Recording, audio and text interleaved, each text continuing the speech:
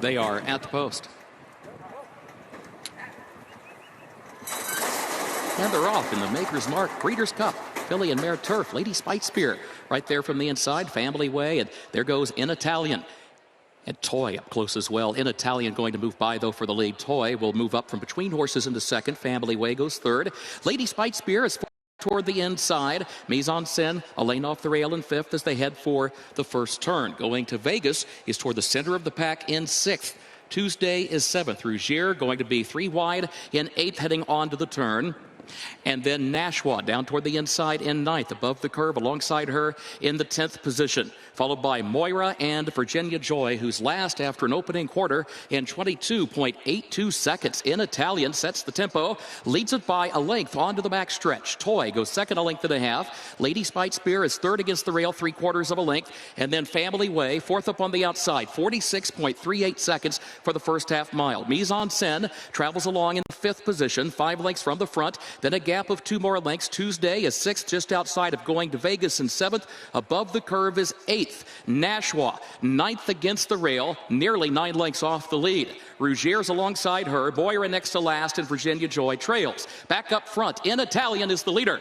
In Italian leads it by a length and a half. Toy is still second, being asked for more, but not responding as yet. Lady Spite Spear is third. Family Way is fourth up on the outside. Mise en Scène. Tuesday has to go wide. Still 7 lengths from the lead. 1/4 mile to go. Lady Spite Spear cuts the quarter, tries to come up the inside. In Italian has the lead, though. Toy is there in third. Tuesday is in fourth. In Italian, Lady Spite Spear 2 lengths away. Tuesday is trying to uncork a late rally from third to second, and she's coming after In Italian. It is Tuesday. Ryan Moore getting to the lead and winning the Maker's Mark Breeders' Cup. Filly and Mare Turf. In Italian second. Lady Spite Spear third. Nashua rallied to get fourth. 1 minute 51.88 seconds, a stakes and course record.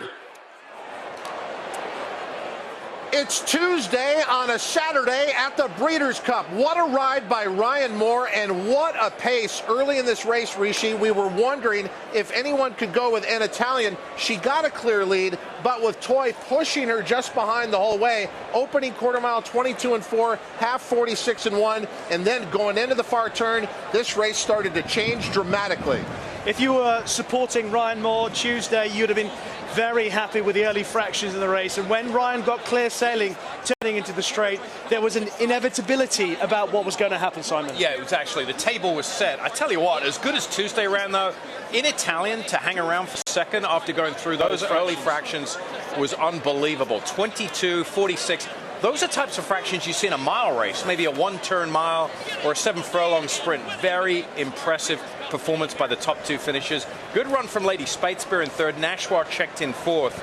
But the Aidan O'Brien roll continues here. Ryan Moore, perfect setup here. The pace, the key was the pace setter, the rabbit, to put a little pressure on In Italian to set the table for Tuesday to come from off of it. Yeah. Now, admittedly, the track record has not been around for a while. It was the last time we were here at the Breeders' Cup. That's a really nice time. A mile 3/16 in 1:51-4, so that will lower the course record by almost a second. Yeah, well, John Gosden touched on it. We've hardly had any rain here the whole fall, the last 6 weeks. We've had the drying out wind, and then you have the scenario with a pace setter and a rabbit going at it and laying down the fractions. Very solid performance. Race tactics are something that Charlie Appleby, Aidan O'Brien have perfected internationally over the years, and you can bet your last dollar that they would have considered exactly how this race was going to unfold.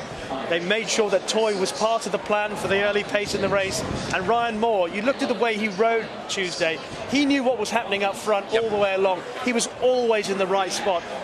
By the way, we've spoken a lot about William Buick over the first day or so. Ryan Moore this season has been superb.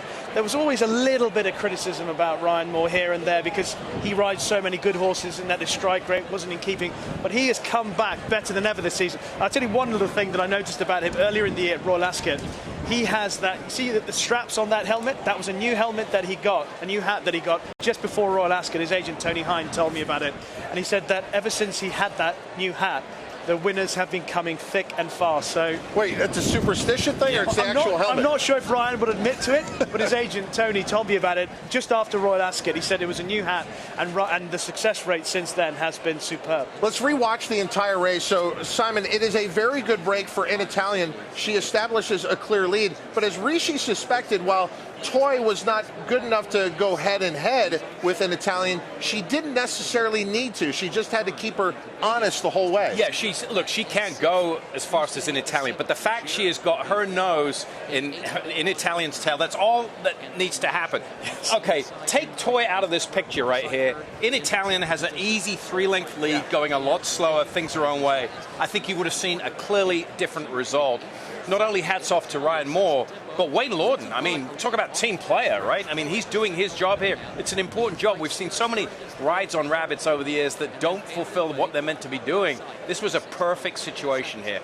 When you consider the danger that Nashwa was to Tuesday, Ryan Moore will be fully aware where Nashwa is at this point, and he knows that he's got her covered down on the rail. Holly Doyle, if you were supporting Nashwa in the race, you're concerned about this position because you've got a lot of ground to make up and you're not in the best position. You're compromised where you are. You need a bit of luck as much as anything else. Yeah, and you're talking, no disrespect to Holly Doyle, she won a lot of wins, but you're talking about a relatively inexperienced North American rider in a situation like that, right?